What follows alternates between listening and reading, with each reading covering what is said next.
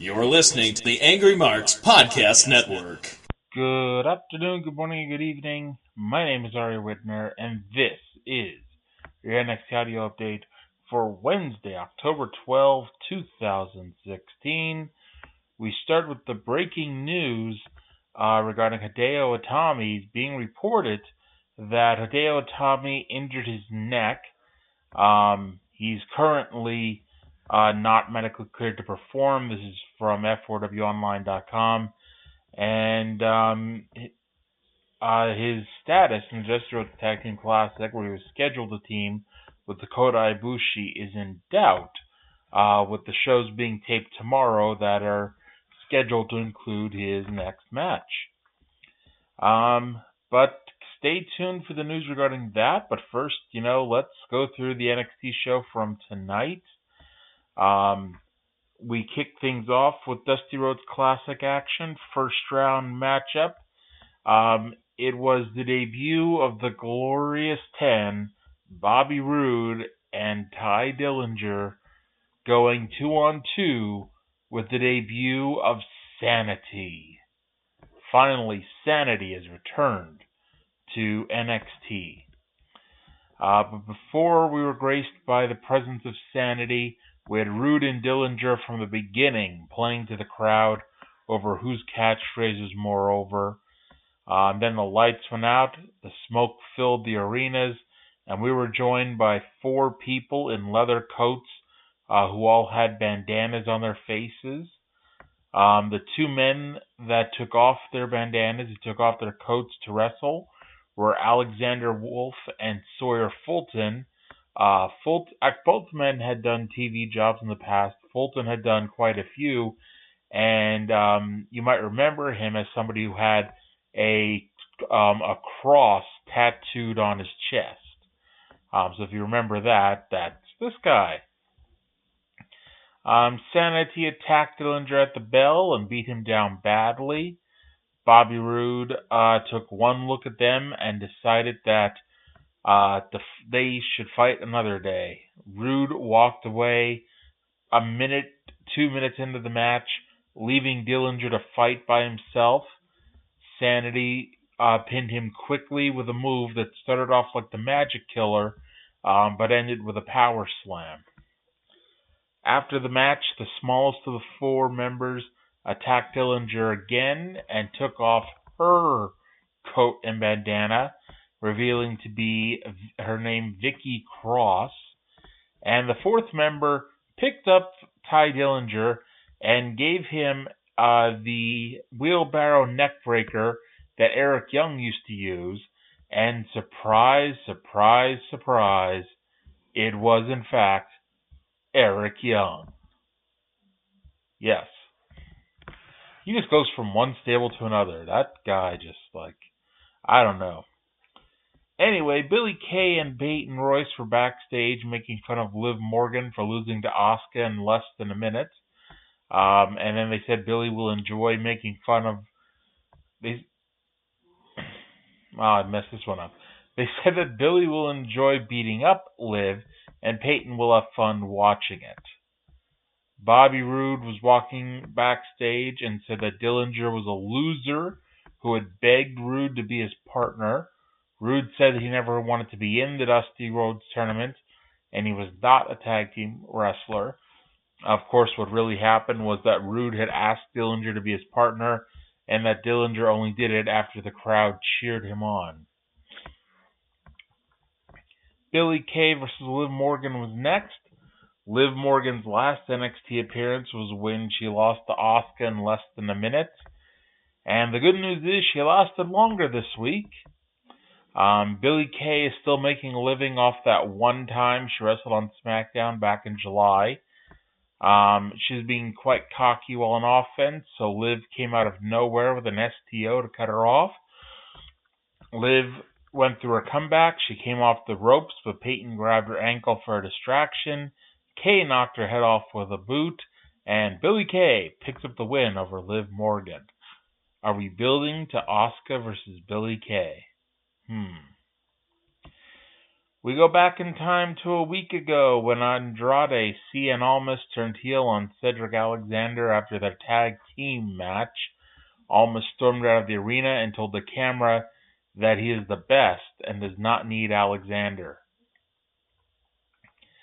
TM61 took on Tino Sabatelli and Riddick Moss in a Dusty Rhodes Tag Team Classic matchup next. The announcers didn't even mention that this was a Dusty Classic match. During Sabatelli and Moss's entrance, I had to pull up the graphic with the brackets in it to confirm that yes, this would be a tournament match. And then right before the bell rang, they threw up the graphic on the ring. Tom Phillips made vague references to TM61's history, saying they won tag team championships in Japan and were named Tag Team of the Year during a time when Gallows and Anderson were over there.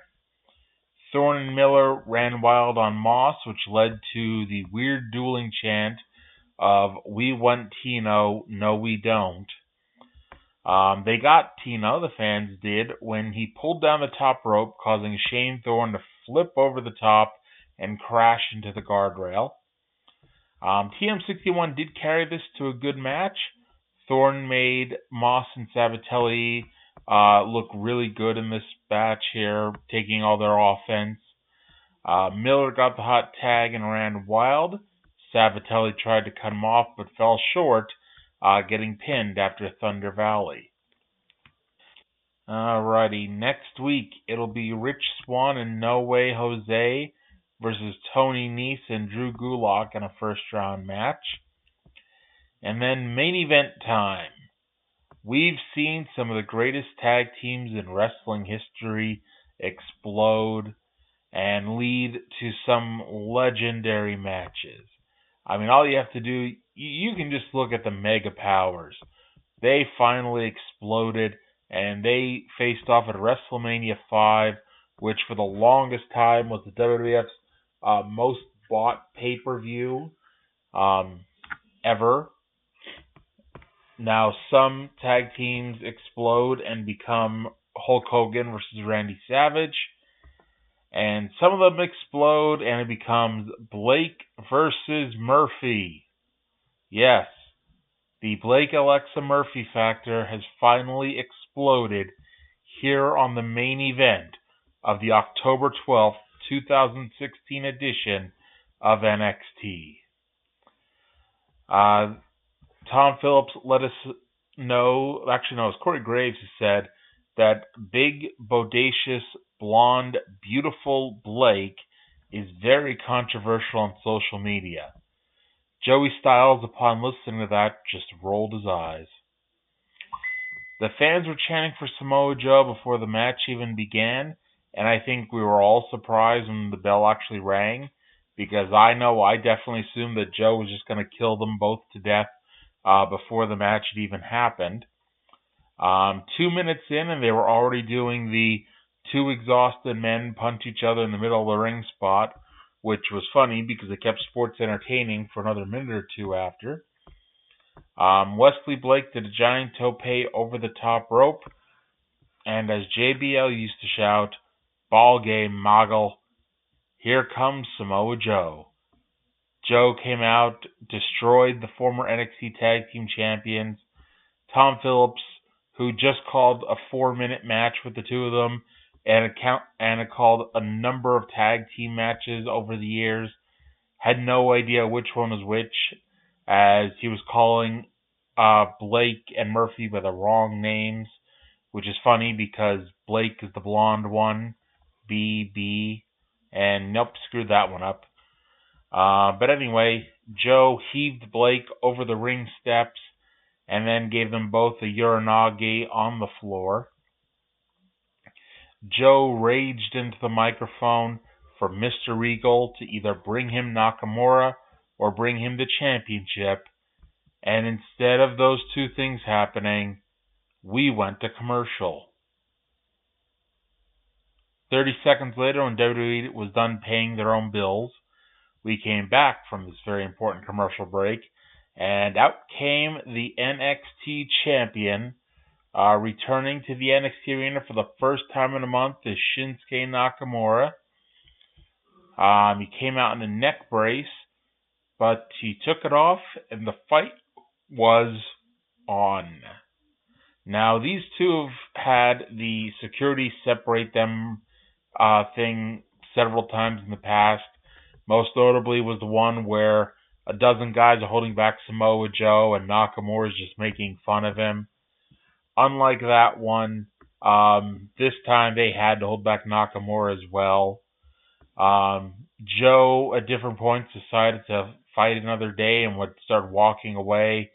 Nakamura broke free, ran up the aisle, and kicked Samoa Joe in the groin. Security pulled Nakamura away, took him to the back, and so Nakamura beat up the security and ran back out front. I should note that one of the security guys was Mata, that guy from Tough Enough that when you saw him, you were not, thinking it was somebody else, basically. So they just fought, they fought some more. Joe slinked away, so Nakamura gave a security dude the Kinshasa. Nakamura was standing on the ramp. Joe tried a sneak attack. They fought down to the ring, and Joe was knocked out with the Kinshasa. Nakamura is back, ladies and gentlemen, and has laid out Samoa Joe. What's going to happen next week? We don't know, but if you want to find out, tune in again next week. Thank you all for listening. You're listening to the Angry Marks Podcast Network.